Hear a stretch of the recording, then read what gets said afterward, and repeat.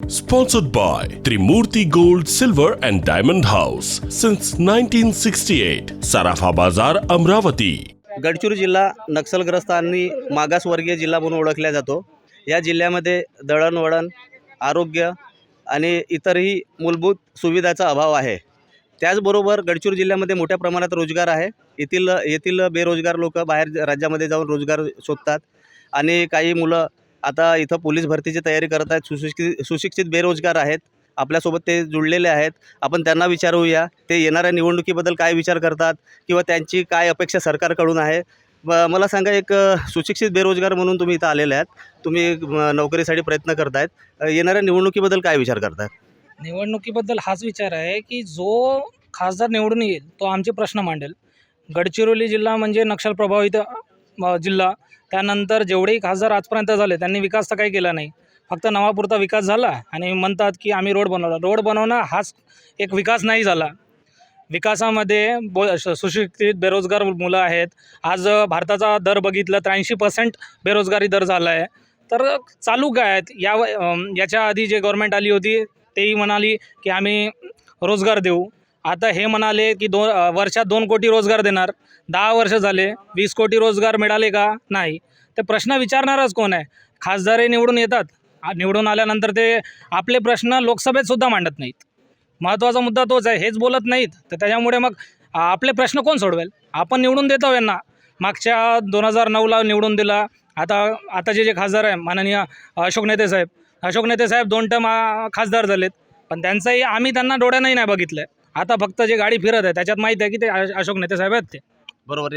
अजून काही इथं युवक आहेत, मला सांगा काय विचार करता तुम्ही भावी खासदाराबद्दल? जे आजपर्यंत जिल्हा स्तरावरचे जे पदभरती जे निघाली होती, त्या पदभरतीच्या अनुषंगानं जे काही सर्व काही एक्झाम होत आहेत, त्या एक्झाम त्या TCS कंपनी, TCS आणि IBS कंपनीला देऊन, प्रायव्हेट कंपनीला देऊन आमची बेरोजगारांची थट्टा करत आहेत। आणि पूर्ण म्हणजे एक्झाम फीज आमची जे 300-350 मध्ये काम होत होता तो आज आमचा 1000 रुपये फीज लागत आहे। आणि येथूनचा जो खर्च आहे, सिरोंचा एटापल्ली भामरागडचा अंतर, नागपूरपर्यंतचा जो अंतर आहे तो अंतर परवडण्याचा नाहीसा आहे आपल्यासाठी।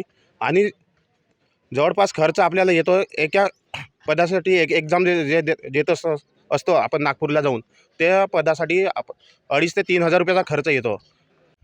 गडचिरोली जिल्ह्याच्या विकासाच्या बद्दल बोलायचं राहिलं तर इथं कंपन्या आहे, पण इथला स्थानिक युवकांना रोजगार नाही आणि बाहेरून जे येतात त्यांना रोजगार मिळतो। स्थानिक युवक आज बेरोजगार आहे।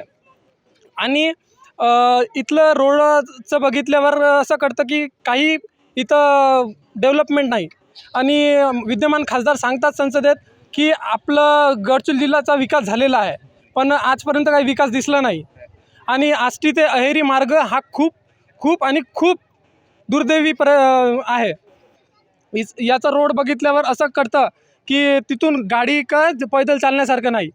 आणि जिल्हा निवड समिती गडचिरोली जिल्ह्यात स्थापन करावी आणि स्थानिक युवकांना गडचिरोली जिल्ह्यात नोकरी संधी द्यावी, असे विद्यमान खासदार यांनी कधीच संसदेत आपलं मत मांडले नाही आणि संसदेत कधीच बोलताना TVवर कधी बघितलं नाही।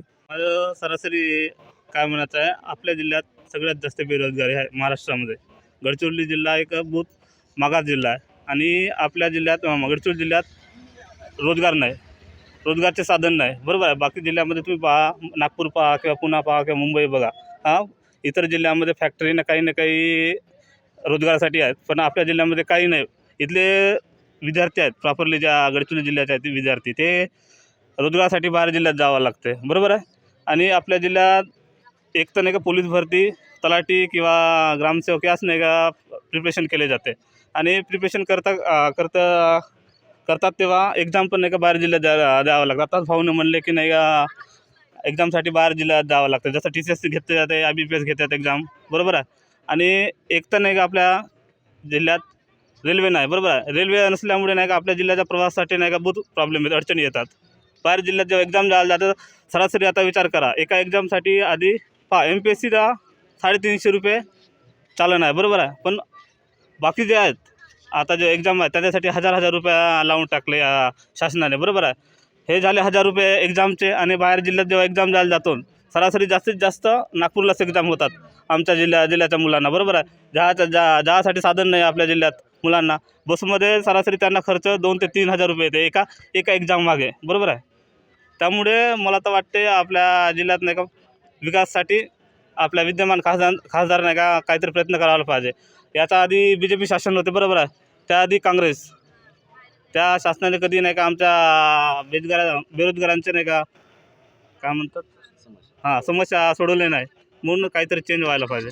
श्रृंगार से बढ़ेगी हर महिला की शान जब खरीदारी होगी विदर्भ के सुप्रसिद्ध त्रिमूर्ति गोल्ड सिल्वर और डायमंड हाउस के साथ। 916 के गोल्ड हॉलमार्क ज्वेलरी पर पाए दुगनी चांदी बिल्कुल मुफ्त और डायमंड ज्वेलरी की खरीदारी पर मेकिंग चार्जेस में मिलेगा 25% का डिस्काउंट। ऑफर 30 अप्रैल 2024 तक वैध। त्रिमूर्ति गोल्ड सिल्वर और डायमंड हाउस, सराफा बाजार, अमरावती।